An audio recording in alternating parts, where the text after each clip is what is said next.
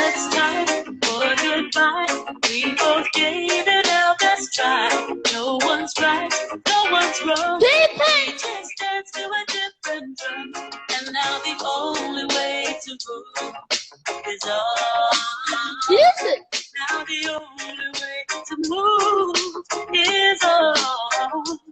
You are night, I am day.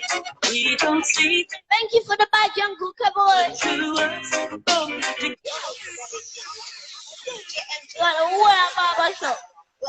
Anyway, people, I may introduce one of the artists where London, Jamaica, and was born in Britain. Legend, people. Anyway, I may introduce him to my life. Golden Up, JC Lodge. Hello there. Can you hear me? Are you hearing Hello? me? Are you hearing me? Yeah, I'm hearing you. Hold All on. right. Sorry. Yeah. Nice to meet Hello. you. Thank Nice you to for meet coming. you, DJMJ. Yeah, thank you for coming. Sure. My pleasure. Yeah, I really just want to say appreciate it. Yeah, it's just thanks, man. But for like you're one of the first like ever like legend reggae artists like Barry Salmon and those artists. You're one of the first. Well, I just want to say thanks. Well, I'm pleased that you put me in the category with Beres Hammond. That's a big honor. Thank you. You're welcome. Thanks. Thank you. Anyway, so auntie, you were born in Britain. You mind me calling you auntie? No, I don't mind at all. I think that's quite respectful. Thank you. So auntie, you were born in Britain. Yeah. But then you went to Jamaica for a while. All right? I did. What was your experience of living in Jamaica? Well, it was a big blow to the system at first, I can tell you, because I'm not sure how old you are, but I was probably around your age when I was taken to Jamaica for the first time by my Jamaican dad. And well, I'm 8. Oh, okay. Well, I was 10, so 2 years older than you, okay, when I went there. And my dad had told me about Jamaica, but hearing about it and being there is two different things. And growing up in England at the time, the food that I liked and the music I liked was so different to what was on offer in Jamaica. So I found it a big trauma. It was a big change to me as a 10-year-old. But I soon got used to it. I fell in love with the food, the music, the creatures, like the whistling toads and the lizards and things like that, things that a lot of Jamaicans aren't so keen on. But I loved them because my dad taught me how to catch lizards with a fiber from the coconut leaf. You know, you can make a little lasso with it and catch the lizards. Not hurt them, you know, just catch them and just to pet them and then you release them. So, yeah, I got to love Jamaica very quickly. I can't get used to the mosquitoes there, you know. You can't get used to the lizards?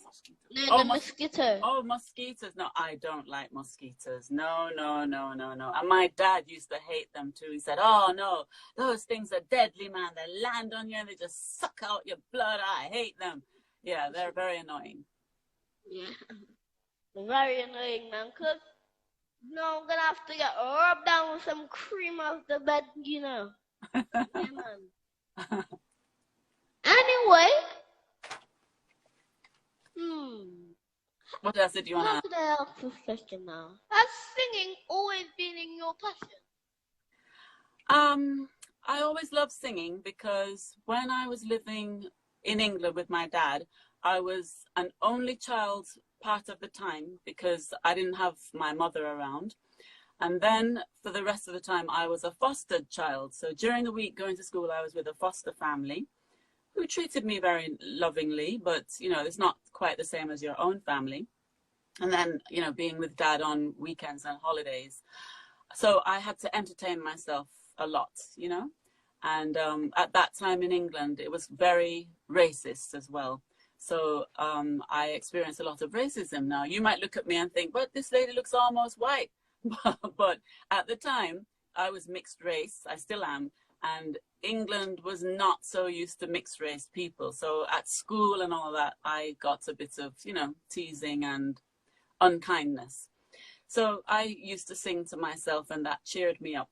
And then when I was taken to Jamaica, and as I told you, it was a trauma for me at first, and my dad left me there with his relatives, but I didn't know them. They were strangers to me at the time. And then he, my only parent, left me. So that, you know, that was very, it was a lot to handle, a very emotional time for me. So again, singing helped me a lot to get through that. So that's how it started. So then when I started going to high school, eventually I went to prep school in Jamaica and then high school.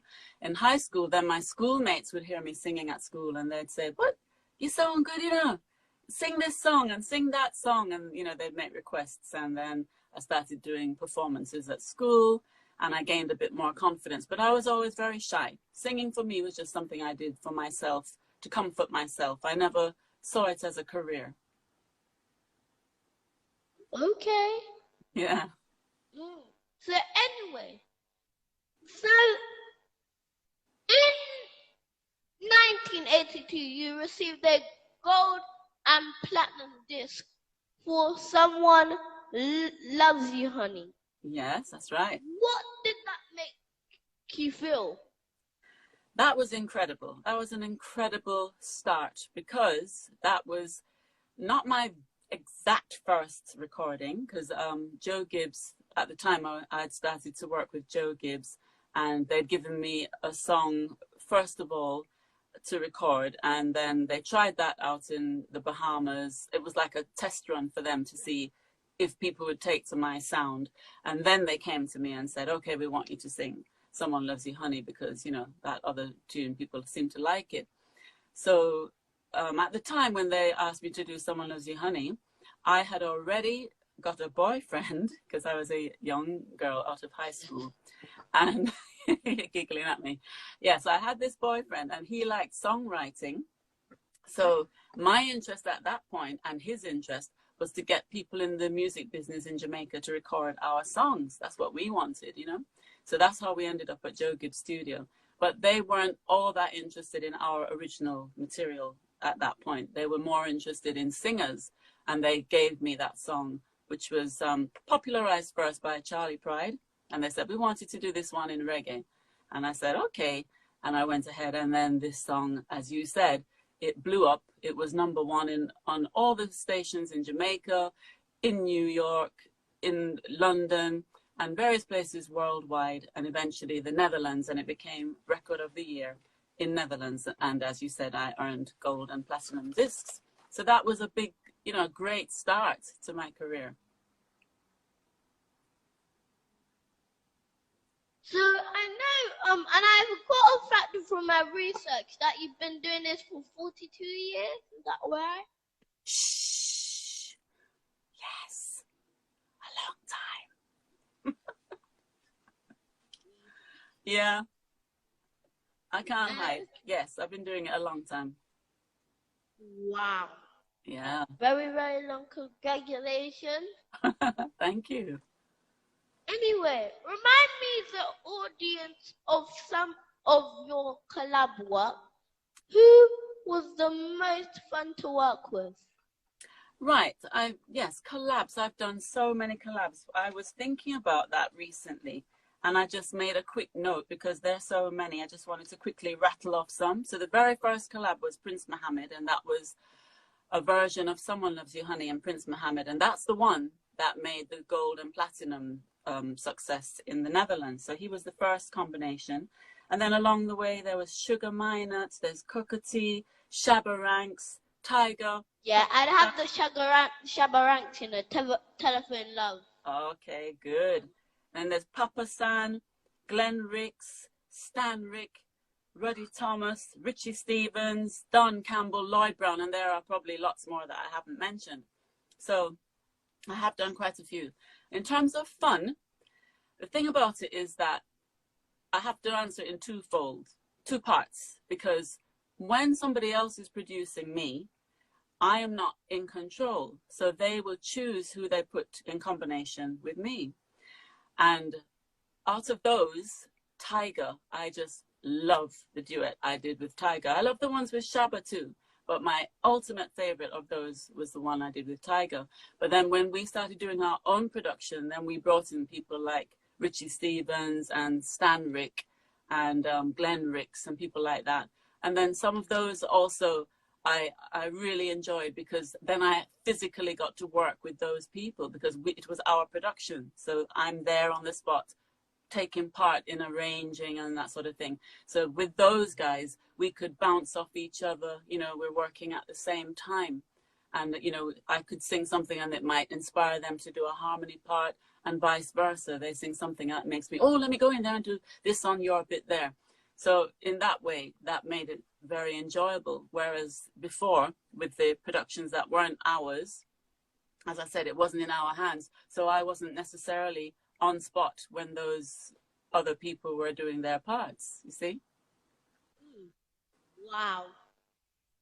Okay, anyway, you are also a music teacher and an artist, which I found out during my research. How did you develop those passions? Well, I'm happy to know that you're doing research at the age of 8. That is excellent. And the job you're doing here today is also excellent. And I know you've been doing lots of interviews and you look very skilled and professional. So congratulations to you. Thank you. You are welcome. In terms of teaching, I am a primary school teacher. So that means that I teach all the subjects in primary. And I've been doing this for a number of years now in England. Okay. But I kind of started on that road from back in Jamaica, because we had a children's television series, which was an educational series. So my husband, the same guy I mentioned to you was my boyfriend back in the day there, who was songwriting with me. Or he was songwriting and I was singing. He became my husband. So later in life, we had this television series in Jamaica, Sing and Learn. And so that was a form of teaching in itself, you know. So it has been a passion for a while. I really feel drawn to children. I love working with children, you know, and especially helping to educate them and have fun with kids. So that's how that passion developed. And what was the other thing? What was the other passion? The art. Yeah. Yeah.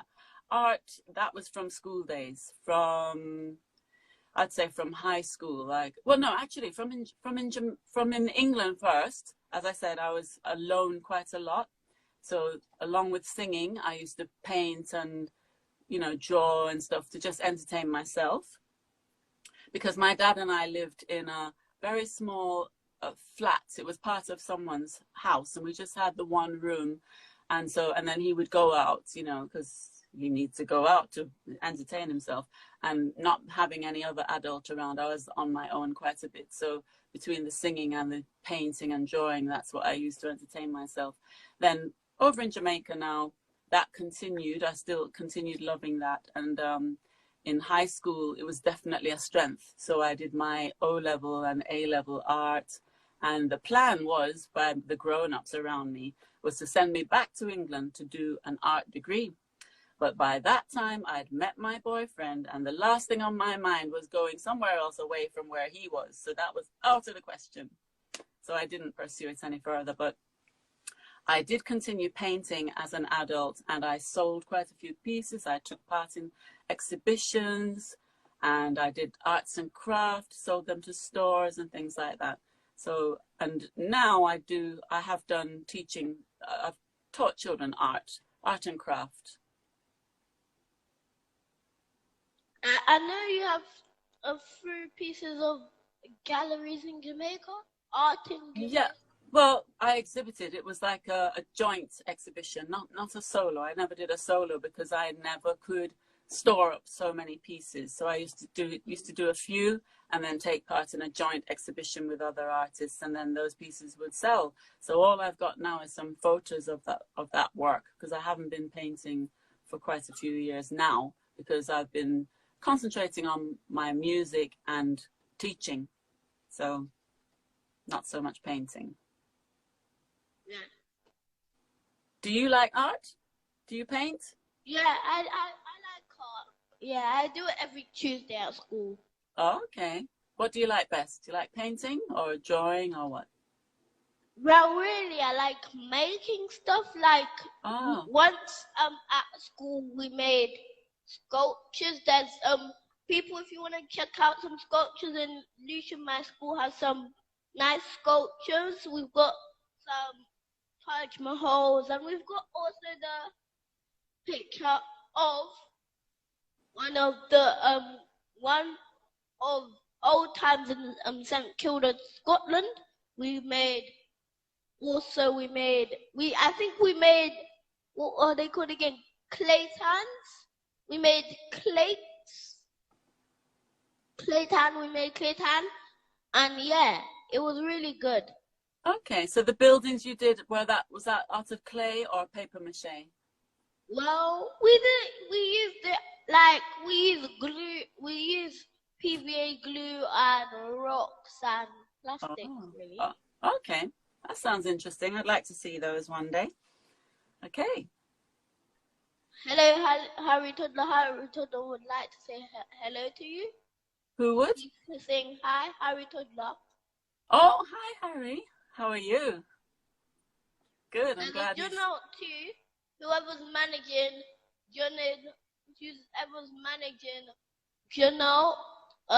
he says hi too. Who's that? John Holt's manager, I think. Yeah, hey. You say my manager, Errol? No, John Holt's manager. John Holt's manager. Oh, okay. Okay, big up to John Holt's manager. All right. Anyway, what's new for Auntie JC? Yeah, you can say Auntie JC, that's fine. I also have your new song on the divorce court rhythm, Over. Yeah. Yes, I heard it. I heard a piece of it. Thank you for playing it. Just play it, man. I want to give you a break because I don't want you to talk. No? Have a break.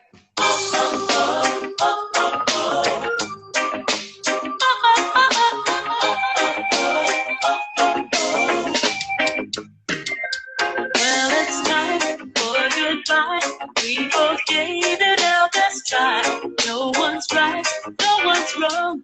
We just danced to a different drum. And now the only way to move is on. Now the only way to move is on.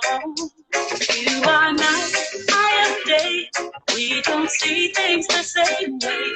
What to us both together when we're birds of a different feather. And now the only way to fly is away.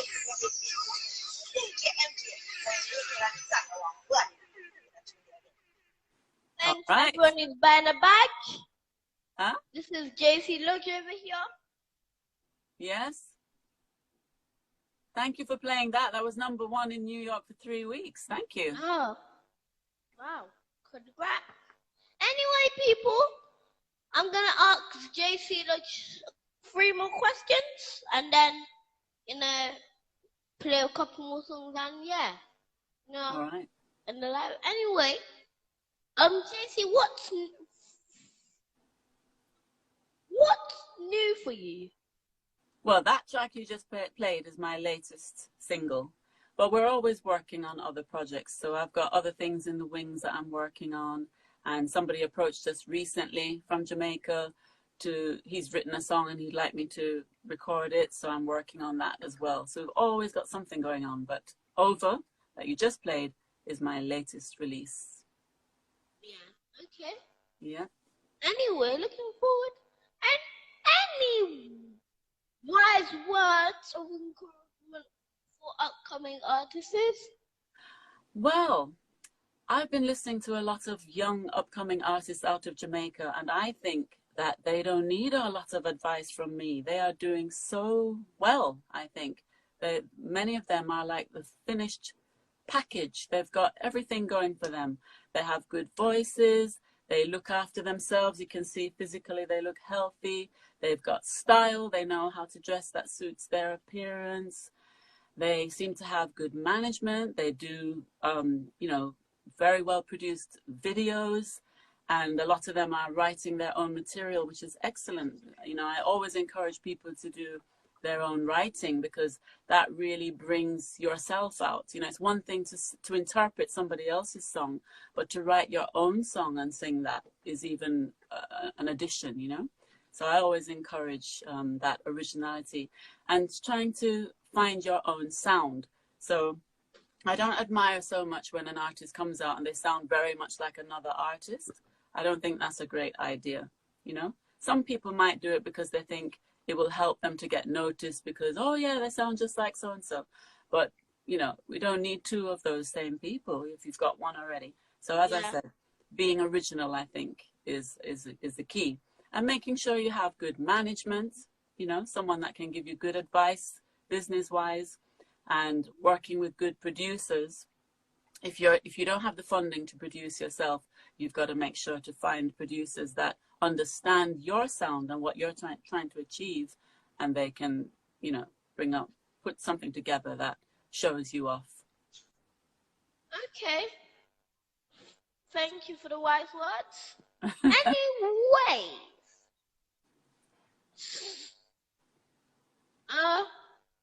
can you please give us your socials? My social. So JC Lodge Official, JC Lodge Official, or that's on Instagram, or I mean JC. If you put JC Lodge into Google, you're gonna see me coming up. And what else?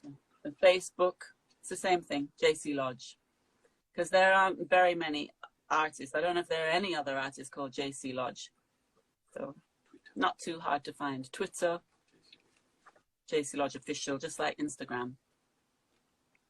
Yeah. Yeah. Anyway, JC Lodge. I also have a song that's going to be released on Friday. You have a song that you sang? Yeah. Wow. Very good. And who wrote it? Did you write it? We didn't need to write it. Well, we just thought out of it with our head, so freestyle. Okay. All right. So are you singing? Harry Toddler. Are you singing or rapping or DJing? What are you doing on it? Singing, just DJing. DJing. So you're gonna do a piece of it then? Yeah. It's gonna be released on Friday. Okay. So you don't want to let anybody hear a tiny piece of it yet. Okay. You don't have to. You don't have to. Hold on.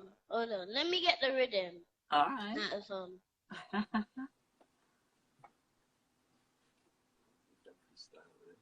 Harry Toddler, you could go live if you want, you know, after you finish. Anyway, if JC Lodge is okay with. Anyway. Okay, let me play the song. Let me play the rhythm. All right.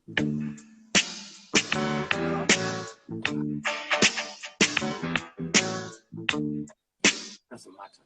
I could get the song. Okay, I'll sing the rhythm. Okay, I'll sing on the rhythm. Yeah.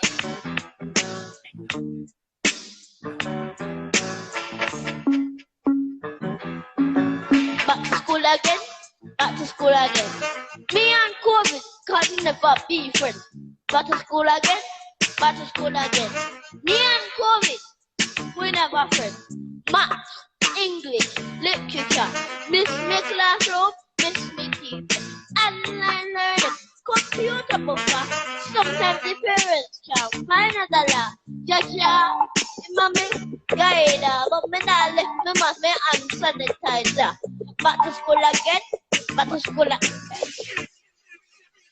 Can't be friend. Good. I love that.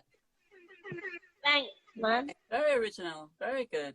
I just want to big up some of the people who've been tuned in, like Jazzwad and so on. I can't see everybody because I don't have my glasses on. I'm too vain to wear them. But I just want to big up people who have been listening in, and, you know, thank you for taking the time to join in. Dennis Raiders, yeah, man. We just did something with Dennis a week ago. Did a show for him. It was a nice show. Yeah, big up Uncle Dennis. Yeah. I saw my dad. Silver Links. A big fan of yours is Jason.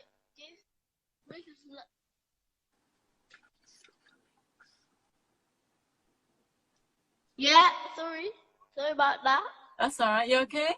Yeah. Have a drink of water then. Have a bit of water. And big up Silver Links for making this happen. A big fan of yours is on the live called Gracious Night. Hello. Hello. Thank you very much for forwarding on his show. He's doing wonderful things. Yeah. And as a dad, I just have to step forward and just say thanks for that. Yes. And also thanks to the gentleman who actually helped to make this happen as well. You know what I mean? That's Errol. Yeah. There's his fist. Big up yourself, sir. I don't know if it's the Aussie or whatever it is. Yeah. Manager, husband, wicked. producer, arranger, Wow. director, boss. Head cook. So I was in a good hands then. Yes, big up yourself, brother, and give thanks for that as well, man. Enough respect for that, you know what I mean? Very humble brother. So, you know, you're not going to stop that 40 years, going to add another 40 on it. I'm sorry for you. You know what I mean? Yeah, we intend to do that. Sounding good to me. I mean, there's no stoppage when it comes to music. So, yeah. Oh. Like it. Anyway, I think he's actually searching for that special song. I think Jazzwood requested, and he's actually searching for it. Well, I didn't think he. Well, yeah, he's this guy. I tell you, I mean, he's a handful, but what can we say? Thanks everybody for the support. Thanks everyone that buying a badge, and he found the song. So take over your show now, sir. Hi, JC, this is Heidi. I hear you are saying some nice things about me. And when I come to you, I want you to say this to me personally. Steve, come on, hear me. Never saw it coming. The world couldn't tell you how. Oh, my. Only know I feel this way, and it's too late now.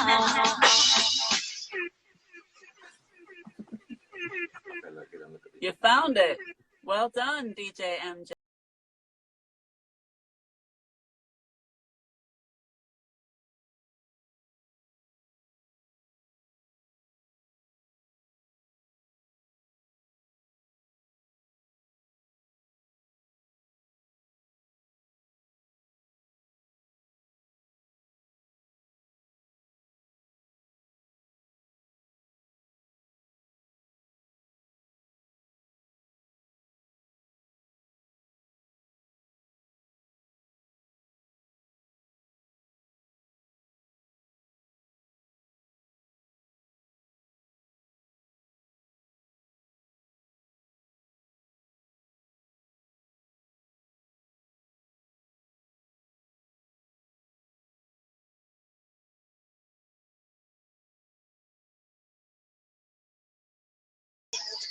DJMJ. Yeah. Anyway, Alright. JC, I just want to say thank you for coming on the live. Sure, DJMJ, anytime. So you also call yourself Little Links? Yeah, Little Links. I like it. I like it. Very good. Very good work. My dad's Silver Links, you know. Yes. The song is called Silver Links. Yes. And we also have a we also have another DJ over here. Her name is called Ayla, which is my sister. She could sing too. She's good at singing, and she is. Anyway, she's just in the music. Yeah, so it's a She's family Sister affair. Links. A She's family affair. Sister Very Links. good. Yeah. So I just want to say thank you for the appreciating me and stopping what you're doing and coming on the live. Yeah. Big up the manager too. That's right. Thank you very much. Very good. Someone loves you, MJ. No matter what, keep doing what you do. Everyone loves you, MJ. You're the greatest little DJ in the world.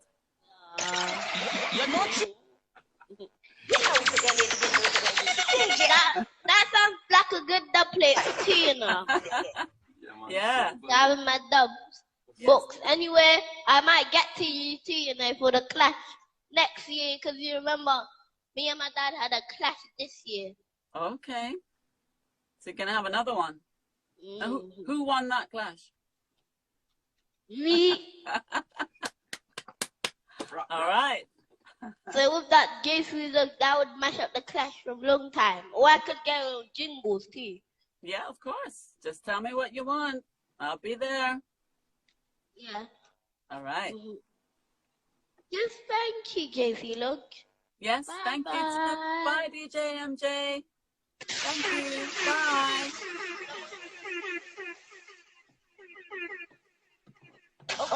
Okay. Uncle Ari, if you're still on the live, just check in. Just request the live. Okay.